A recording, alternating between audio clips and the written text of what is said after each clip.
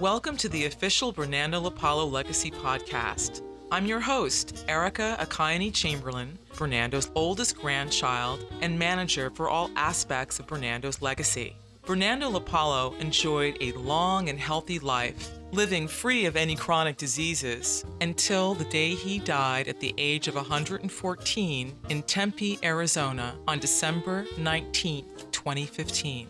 Born the son of a doctor and herbalist in Victoria, Brazil on August 17, 1901, he had 4 different careers. As a 5-star chef, in the healing arts, he worked as a massage therapist, reflexologist, and podiatrist, a natural health consultant, and, in his hundreds, as an author and lecturer on the keys to his health and longevity.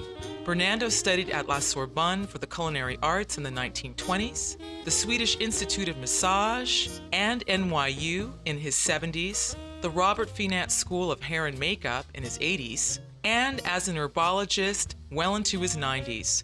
Noted for his smooth skin, dapper sartorial style, soothing voice, and sharp memory, he was a family man, the oldest living Yankees fan, and the oldest living Brazilian in the state of Arizona.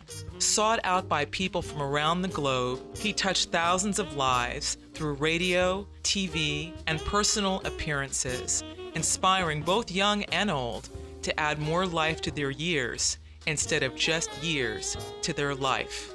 Listen, share, and be inspired. I conducted a series of interviews with people who had met and interacted with Bernando after he passed the century mark, so they could share the impact Bernando had had on their lives. In this edition of the podcast, I spoke to writer Anne Cornelius about the paradigm shift she had upon meeting Bernando when he was 106 years old, and the process of writing she went through to distill the essence of the man in their collaboration for his first book, Age Less, Live More, Achieving Health and Vitality at 107 Years and Beyond. My name is Anne Cornelius, and I'm in my late 50s. I'm a writer. I had written a book with Bernando called Age Less, Live More. I'm originally from Europe. I was born in Bulgaria, and I came to the United States when I was 21 years old. So tell me, how is it that you first met Bernando LaPallo? How did he come into your awareness? Actually, I was on a trip in Greece, and my former spouse had seen him on television that he was running on the grass and cameras were following. And knowing that I had a column and I was very much interested in health and longevity, so when I talked to him from Greece, he said to me, "You have to see this man, you have to meet him and write about him." Where was Bernando living at the time when you met him, and what were the circumstances of your encounter? What was it like meeting him for the first time? Bernando was living in Mesa, Arizona, in a private house, not in a retirement village.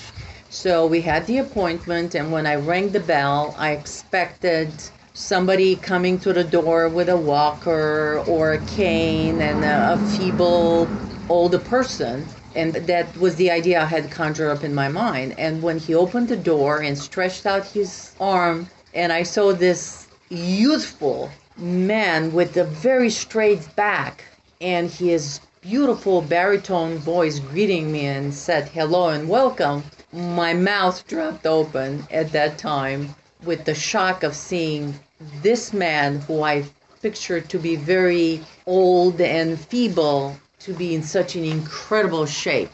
Actually, as I followed him to the living room, I straightened up my back because his back was so straight.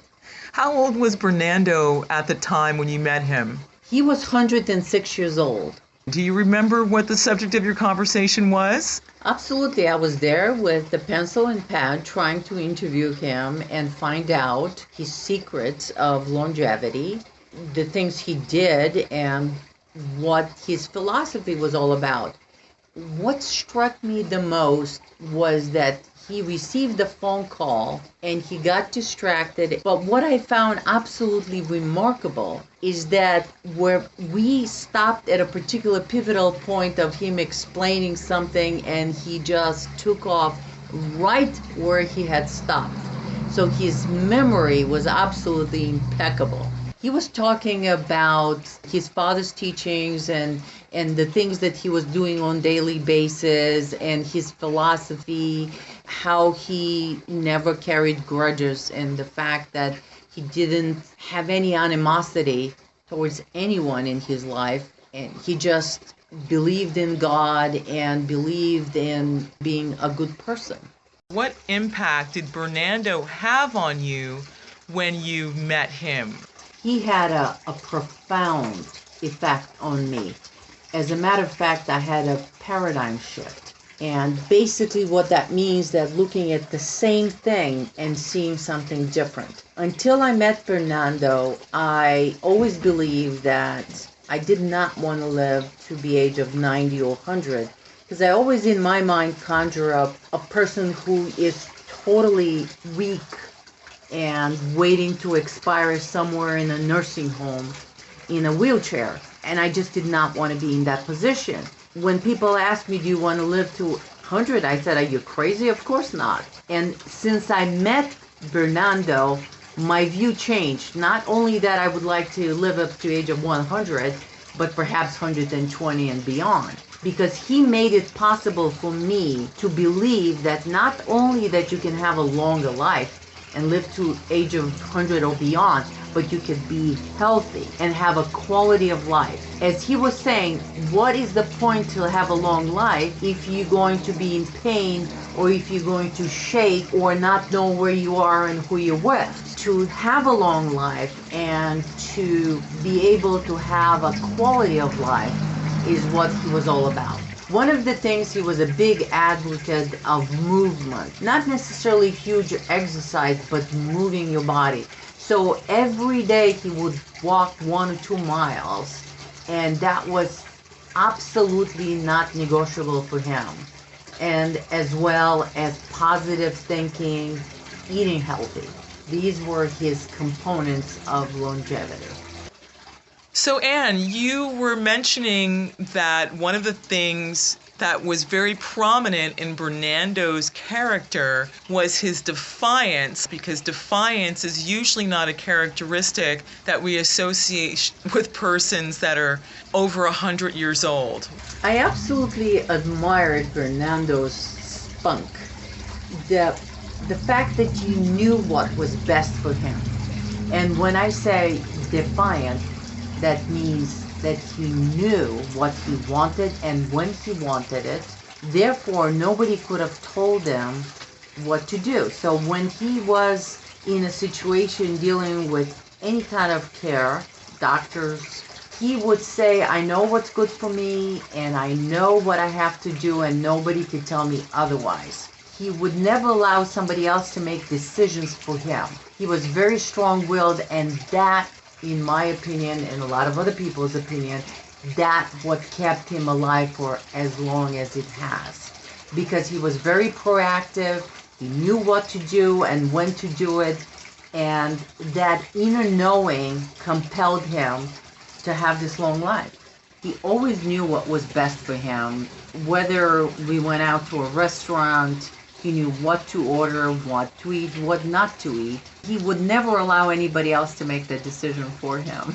So another thing that I remember him, he used to shake his hand and said, if I ever have to shake like this, I don't want to live. To have that kind of defiance and that kind of will, that he fulfilled his own expectations.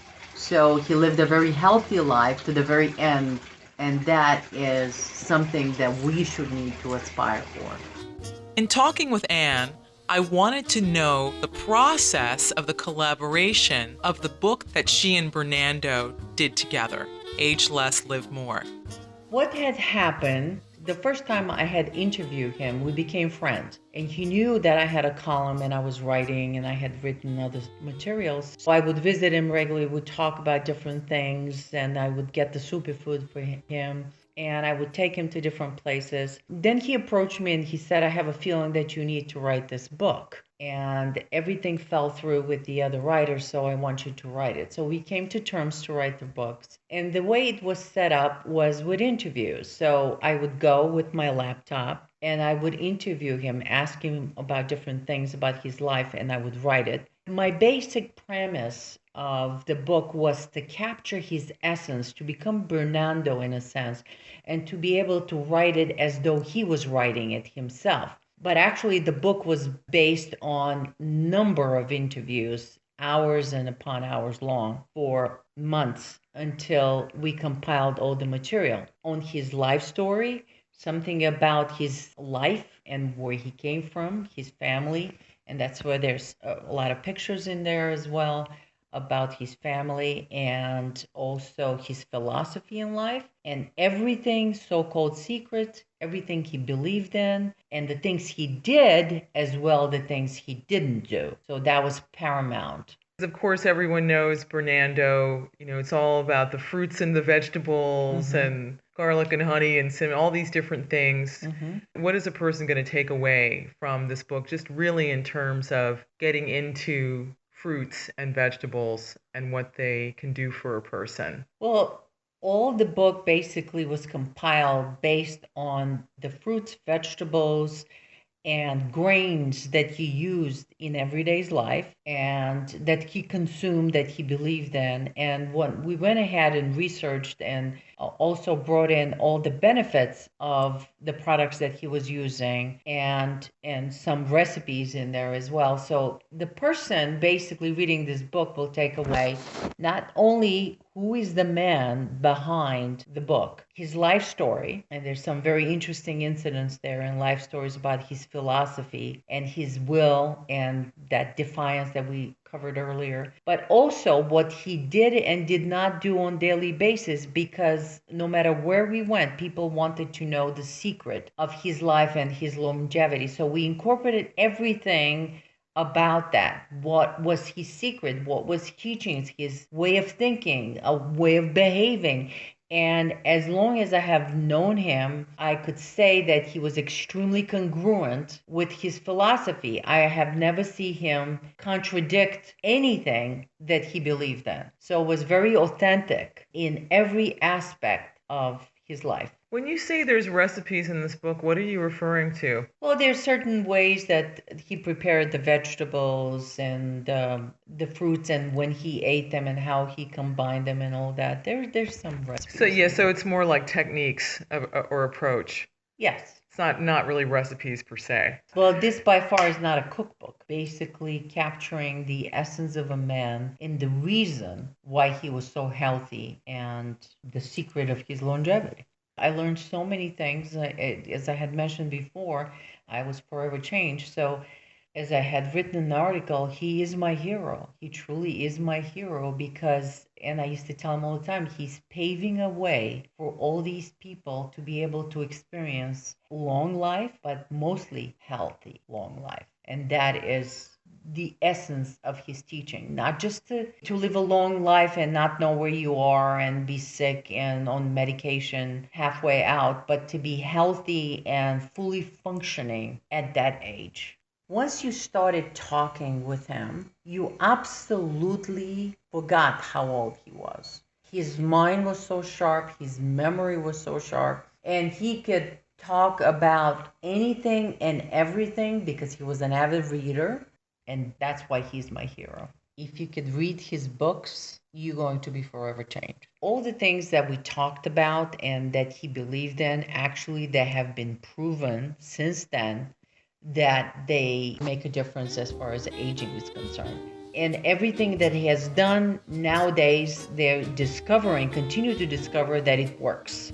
He was living proof. He was a living proof. We hope you enjoyed the official Bernando LaPallo Legacy Podcast, produced by his granddaughter, Erika Chamberlain. You can find Bernando's books, videos, Facebook page, and legacy news by visiting www.agelesslivemorestore.com.